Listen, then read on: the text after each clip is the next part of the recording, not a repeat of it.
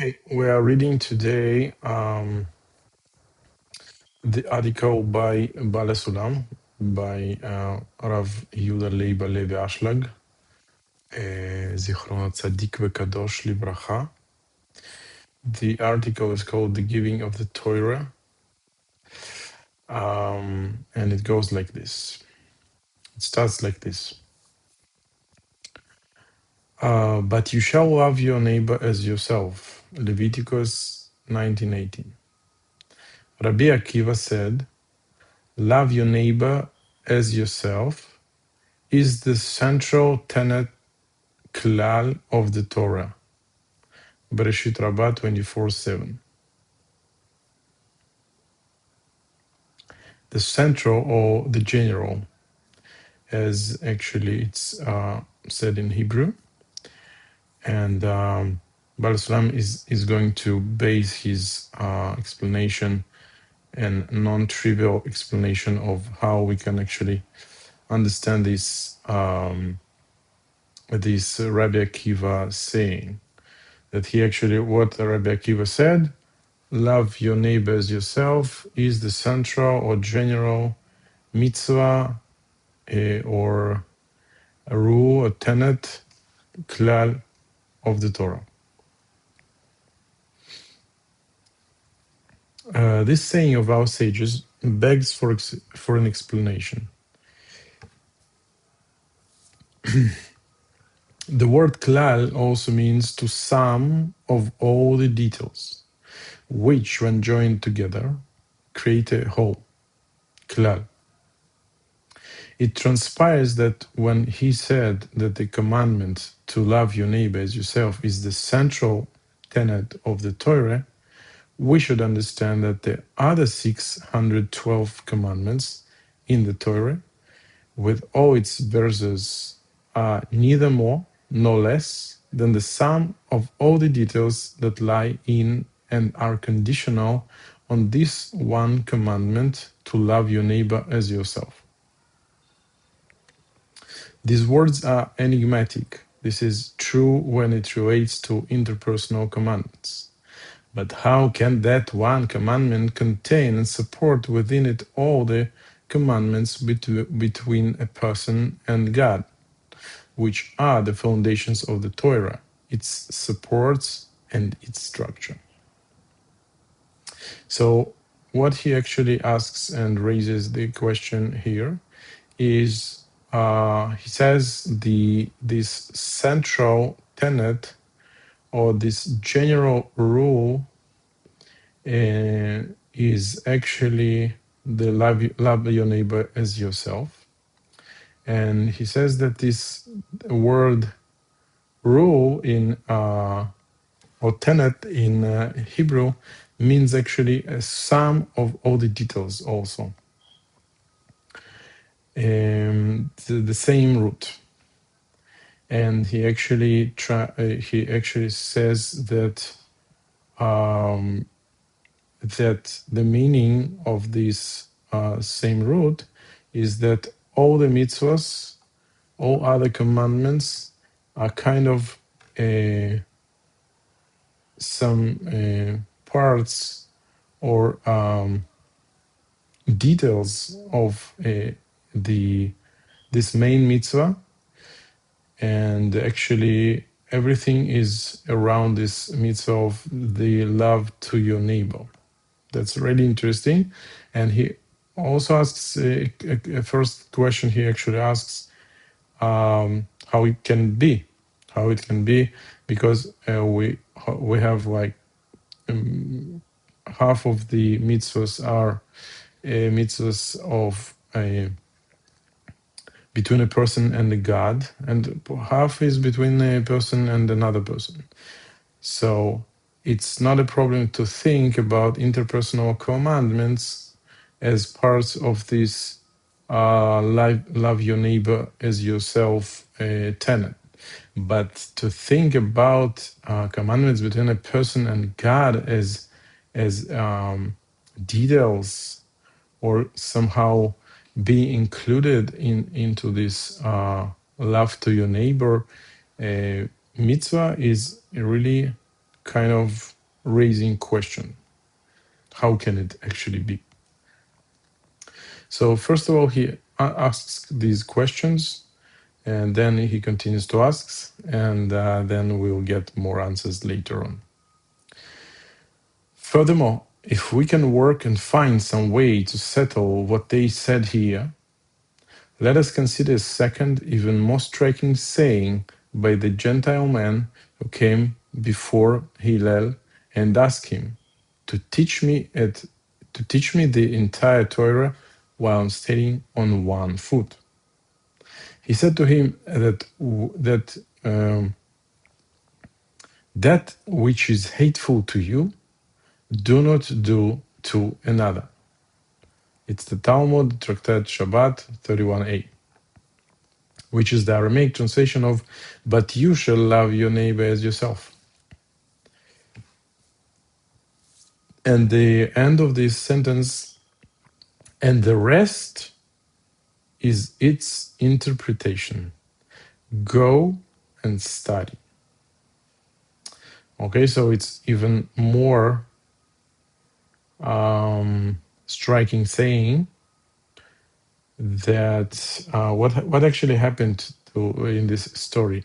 In this story, this guy actually came to, first of all, to Shammai and asked Shammai if he can accept him his giur, and he can become a Jew based on this thing, that conditioned by this thing that while I'm standing on my foot, you will tell me the essence of Judaism. So like very short. And Shammai actually like really was upset with him, and he just sent him away. And then he came to Hillel, and we see that Hillel actually accepted that. So what's important here, it's not just, he didn't just accept, like, he just agreed to answer his question. He actually accepted his giur. But he said, of course, he did some conditioning regarding this giur. He said, I will do this. I will tell you this essence. The essence is that which is hateful to you, do not do to another, which is translation of, that's how our sages say, though it can sound different a little bit. So like, but they say that the translation from Aramaic is, but you shall love your neighbor as yourself. Though shall love your neighbor as yourself can be seen as more like kind of proactive loving, and just don't do to another what is hateful to you may sound a bit passive, like in a passive way, but it doesn't really matter for us in that context. But this is also something that is discussed by the sages in other places. So he said, I am accepting your giur. I am telling that the essence of Torah and of Judaism, actually, the love to your neighbor as yourself. But it's not the end of the sentence, and that is important. And the rest is its interpretation. And now go and study. What that means that you cannot really understand that, because it's not just something that how the way you feel, the way you think about how to do something good to your neighbor, or what is this love your neighbor as yourself. Either all the Torah is talking about this general tenet, like Rabbi Akiva said, and to understand that you need all the mitzvahs and all the Torah. So that's the point, and it's an interesting point. I don't think we hear it a lot, this approach in other texts and other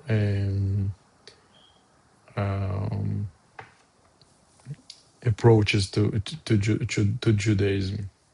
but it's actually really can be found inside of our, like everywhere in our texts.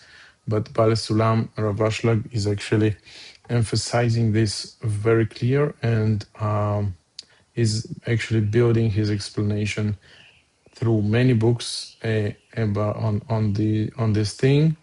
And not only this thing, but he wrote a lot of kabbalistic books. And when you study both, you actually understand why this is this general tenet for all the Torah, this general mitzvah that actually includes all other mitzvahs. Okay, so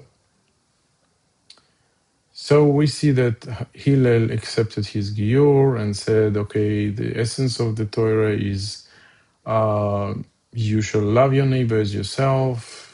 The rest is its interpretation. Go study.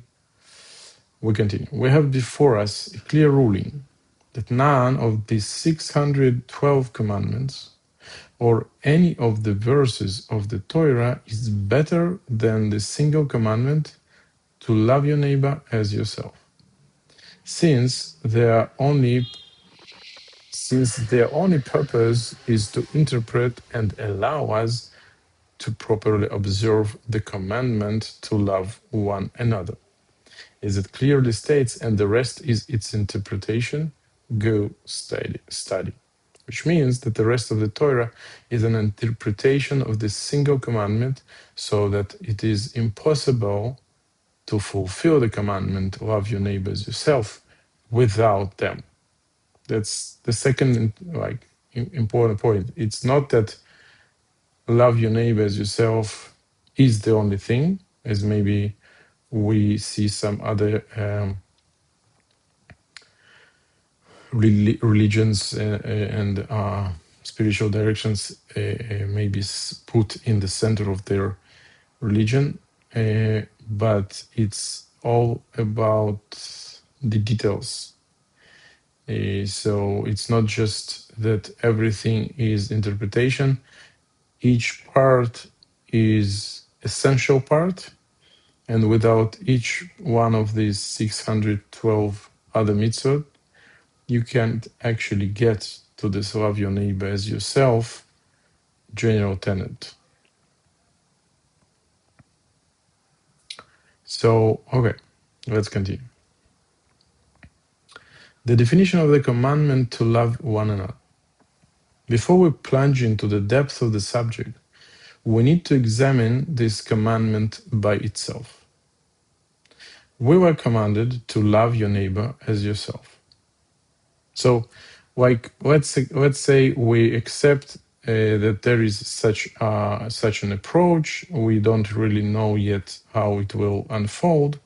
We say, okay, so Baal HaSulam brings us the Rabbi Akiva and brings us the Hillel, and it sounds like really clear that the commandment of loving your neighbor as yourself is kind of central one, and even a general one that includes other commandments as interpretations, though the interpretations and all the other commandments are essential details and can be actually dismissed or somehow left out.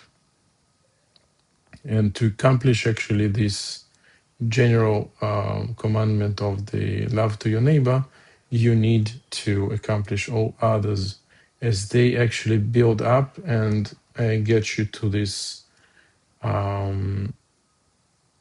a vision or mission of Judaism, if we can say that way. And now we continue, and we try to, the article tries to examine even more, like, what is this love your neighbor to you as yourself means, how it actually can be achieved before we dive into all other mitzvahs. Is it even possible